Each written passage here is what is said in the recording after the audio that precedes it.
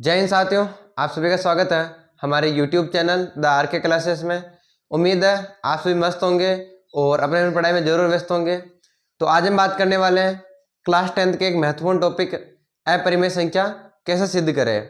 तो अपरिमेय संख्या सिद्ध करने के लिए हम विरोधाभास का सहारा लेंगे। जैसे कि हमें दिया हुआ है कि √2 एक अपरिमेय संख्या है, तो हम क्या कर लेंगे कि √2 को एक परिमेय संख्या मान लेंगे। √2 को एक परिमेय संख्या मान के हम पूरा क्वेश्चन सॉल्व करेंगे और लास्ट में कुछ ना कुछ एक गलत स्टेटमेंट आ जाएगा। लास्ट में एक ना एक गलत स्टेटमेंट मिल जाएगा अपने को, तो हम कह देंगे कि हमने जो शुरू में माना था वह हमने गलत मान लिया था। असल में √2 एक परिमेय संख्या नहीं, एक अपरिमेय संख्या है। तो आखिर तक वीडियो जरूर देखिए, वीडियो को लाइक कीजिए और चैनल को सब्सक्राइब नहीं करा हो तो चैनल को सब्सक्राइब जरूर कर दीजिए। तो सबसे पहले हम लिखेंगे कि माना √2 एक परिमेय संख्या है। क्या है? एक परिमेय संख्या है। माना √2 एक परिमेय संख्या है। हमने क्या करा, इसने दे रखा है कि √2 एक अपरिमेय संख्या है, तो हमने मान लिया कि √2 एक परिमेय संख्या है, हमने उल्टा माना। इसके बाद हम क्या करेंगे, अगर √2 परिमेय संख्या है तो परिमेय संख्या को हम क्या लिख सकते हैं, परिमेय संख्या को हम P/Q के रूप में लिख सकते हैं। हम क्या कर सकते हैं, परिमेय संख्या को P/Q के रूप में तो लिख ही सकते हैं, ये तो हम जानते हैं। उसके बाद हम लिखेंगे कि जहां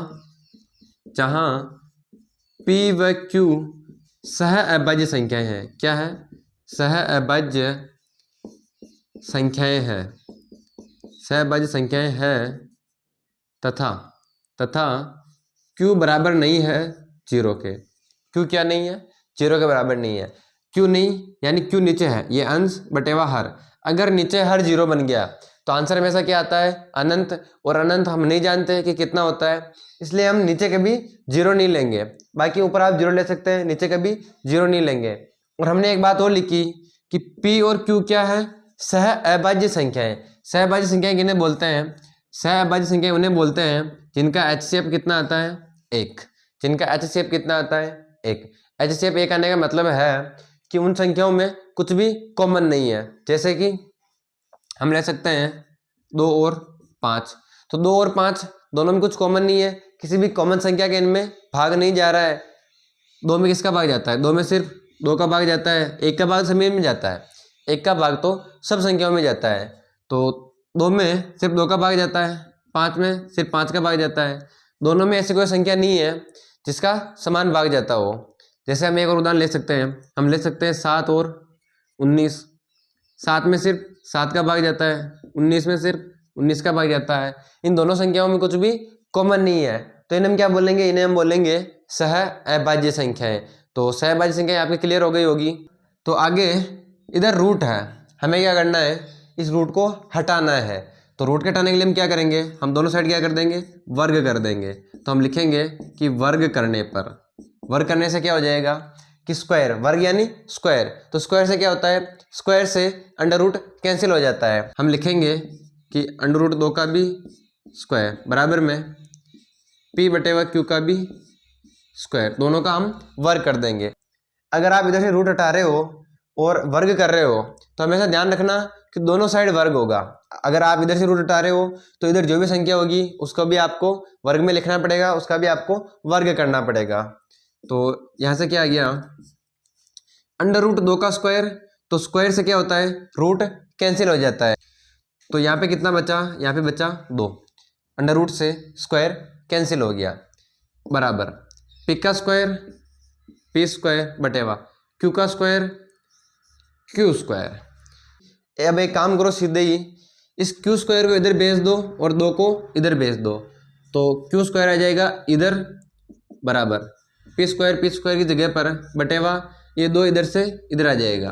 क्या करा हमने? इस Q² को भेज दिया 2 की जगह पर, 2 को भेज दिया Q² की जगह पर। इसको हम नाम दे देंगे समीकरण नंबर 1। ये हमारी समीकरण 1 आ गई। अब हमें एक बात समझ में आ रही है कि ये जो P का स्क्वायर है ये 2 से विभाजित है। ये P का स्क्वायर क्या है? ये 2 से विभाजित है, यानी P² में 2 का भाग जाता है पूरा पूरा। यहाँ लिखा हुआ है ना कि P² बटेवा 2 है, यानी कि P² में 2 का पूरा पूरा भाग जाता है, यानी p का स्क्वायर 2 से विभाजित है, तो हम लिखेंगे कि p स्क्वायर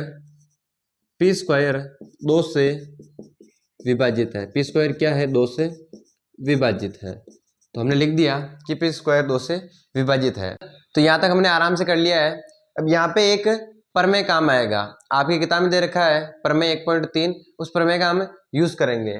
तो उस प्रमेय में क्या दे रखा है? उस प्रमेय में दे रखा है कि यदि p का स्क्वायर 2 से विभाजित है, यदि p का स्क्वायर 2 से विभाजित है तो p भी 2 से विभाजित होगा।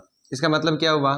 जैसे कि 5 का स्क्वायर 5 से विभाजित है, 5 का स्क्वायर कितना होता है? 25/5।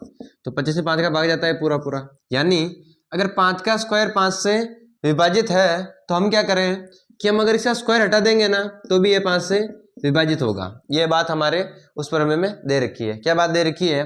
कि यदि p का स्क्वायर 2 से विभाजित है तो हम ये स्क्वायर हटा देना तो भी वह विभाजित रहेगा। जैसे कि अगर 5 का स्क्वायर 5 से विभाजित है तो हम ये स्क्वायर हटा देंगे फिर भी ये विभाजित होगा। कैसे? जैसे 5 का स्क्वायर होता है 25, इसको 5 से भाग देंगे तो 5 बार भाग जा रहा है। अगर हम 5 से स्क्वायर हटा दे यानी कि सिंपल 5 ही रखें तो 5 का स्क्वायर 5 से विभाजित हो रहा है तो सिंपल 5 भी 5 से विभाजित होगा। ये बात हमें समझ में आ गई, पर मैं 1.3 में ये बात सिद्ध की हुई है। तो इसका हम उपयोग करेंगे। हम लिख सकते हैं कि यदि p का स्क्वायर 2 से विभाजित है तो p भी 2 से विभाजित होगा, p भी 2 से विभाजित होगा। ये बात हमने लिख दी बड़े आराम से। क्या लिखी? कि p का स्क्वायर 2 से विभाजित है तो p भी 2 से विभाजित होगा। ये बात हमने प्रमेय से सीधे ही लिख ली। तो इसका उपयोग करेंगे आगे। तो यहाँ पे एक बात आपको याद रखनी पड़ेगी। क्या बात? कि हम लिखेंगे कि p बराबर होगा 2x के, कि p बराबर होगा 2x के। p बराबर 2x आपको याद रखना पड़ेगा। अगर √3 पूछ ले तो आप 2 की जगह 3 कर देंगे, 5 पूछ ले तो 2 की जगह 5 रख लेंगे। ये चीज़ आपको याद रखनी पड़ेगी। तो p का मान मिल गया हमें, p बराबर 2x। इस मान को हम क्या करेंगे कि समीकरण 1 में रख देंगे। तो हम लिखेंगे कि p बराबर 2x समीकरण नंबर 1 में रखने पर हम क्या करेंगे कि इसका मान समीकरण 1 में रख देंगे। ये बात हम लिखेंगे। तो समीकरण 1 है q स्क्वायर बराबर p स्क्वायर बटे 2। तो आगे करेंगे इसको सोल्व। तो q स्क्वायर बराबर p स्क्वायर, p का मान कितना है? तो 2x, तो 2x। p का स्क्वायर है तो p का जो भी मान होगा उसका भी हमें स्क्वायर करना पड़ेगा। p का स्क्वायर हो रखा है तो p का जो भी हम मान रखेंगे उसका भी हमें स्क्वायर करना पड़ेगा।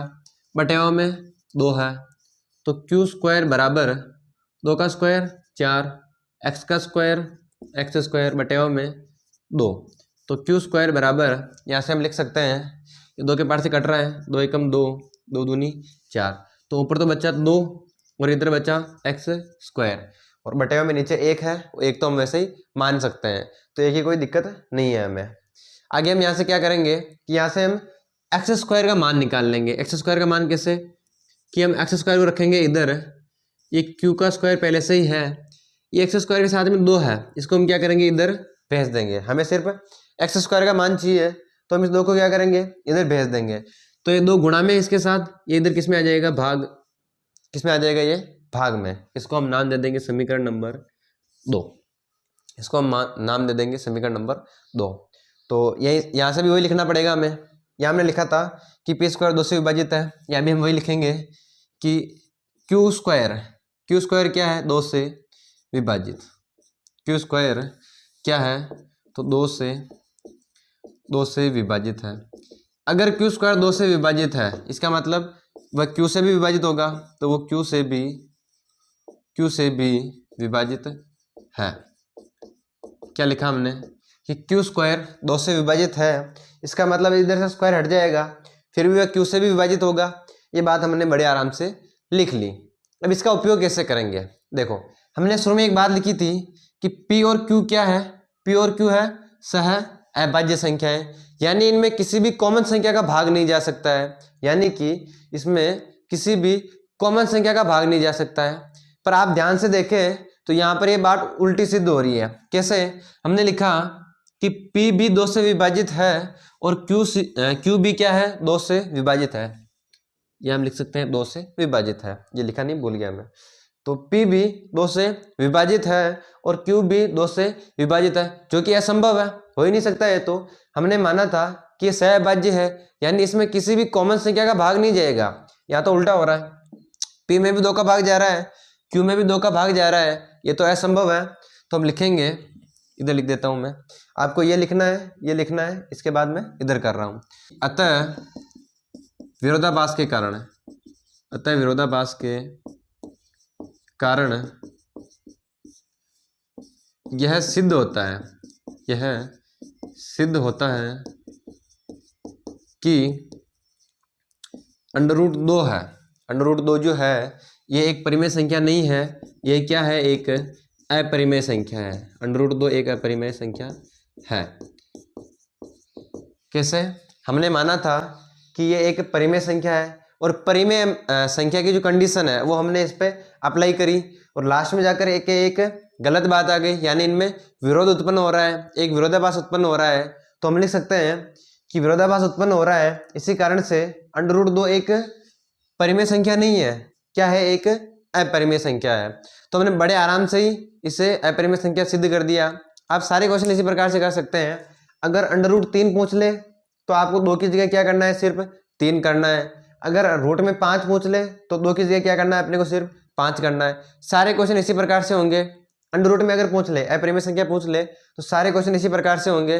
अगर सिंगल संख्या दे रखी हो तो, जैसे रूट में 2 दे सकता है, √3 दे सकता है, √5, √7, तो सारे क्वेश्चन इसी टाइप से होंगे। यही हमें पैटर्न फॉलो करना है। तो होपफुली आपको ये क्वेश्चन समझ में आ गया होगा। एक बार वापस से रिवाइज करा देता हूं मैं कि हमने क्या करा था। हमने सबसे पहले माना कि √2, इसने पूछा है कि √2 एक अपरिमेय संख्या है, तो हमने क्या करा, हमने इसका उल्टा माना। क्या माना कि √2 एक परिमेय संख्या है।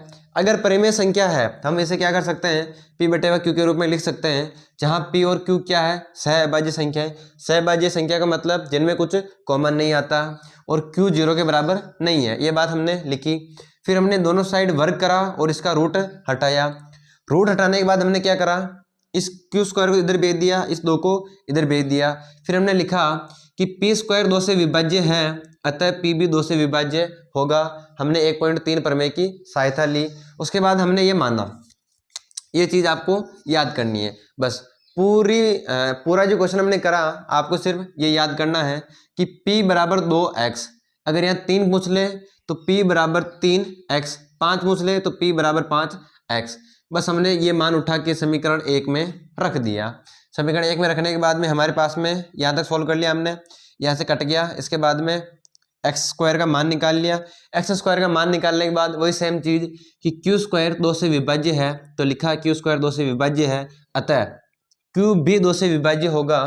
इसके बाद में हमने एक बात देखी कि P भी 2 से विभाज्य है, Q भी 2 से विभाज्य है, जो कि असंभव है।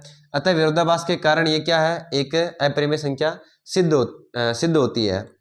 तो होपफुली आपको ये वीडियो पसंद आया होगा। अगर ये वीडियो पसंद आया है तो अपने दोस्तों सहपाठियों के साथ इस वीडियो को जरूर शेयर कीजिए और चैनल को सब्सक्राइब नहीं करा हो तो चैनल को सब्सक्राइब कर दीजिए। और हमारे अन्य वीडियोस के लिंक आपको इस वीडियो के डिस्क्रिप्शन में मिल जाएंगे, एक बार उनको जरूर चेकआउट कीजिए। तो मिलते हैं अगले लेक्चर में, तब तक के लिए पढ़ते रहिए, मस्त रहिए। जय हिंद।